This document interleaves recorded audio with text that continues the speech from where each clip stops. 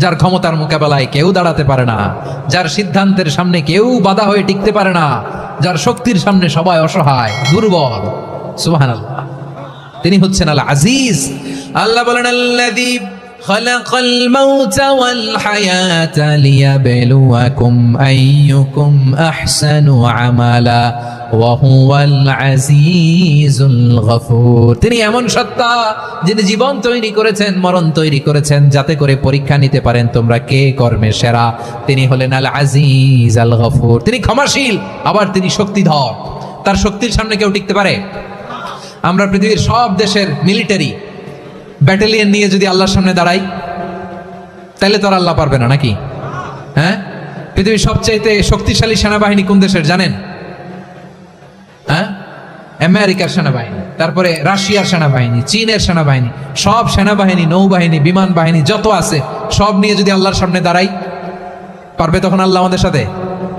হ্যাঁ, তার সামনে কোনো ক্ষমতা টিকতে পারে না, তার সামনে কেউ বাধা হয়ে দাঁড়াতে পারে না, তার সামনে গোটা বিশ্ব মুখ থুবড়ে থাকে অসহায়। তার নাম হচ্ছে আল আজিজ। চিল্লায় পড়েন সুবহানাল্লাহ। এরপরে আল্লাহ বললেন আমি হলাম আল জব্বার। জব্বার মানে দুর্দণ্ড প্রতাপশালী, দ্য ডমিনেন্ট, যিনি সবাইকে বশ মানাতে পারেন, সবাইকে অনুগত করতে পারেন, যিনি সবাইকে পূর্ণ নিয়ন্ত্রণ করতে পারেন, তার নাম হচ্ছে আল জব্বার। আল্লাহ বলেন হুয়াল কাহিরু ফাওকা ইবাদিহি ওয়া হুয়াল হাকীমুল খাবীর। কাহিরু ফাওকা ইবাদি, তিনি বান্দাদের উপর কাহের, একচ্ছত্র নিয়ন্ত্রণকারী। তিনি যেমন চান তেমন ভাবে বশ মানাতে পারেন সবাইকে। তিনি হচ্ছেন আল জব্বার। তিনি কি?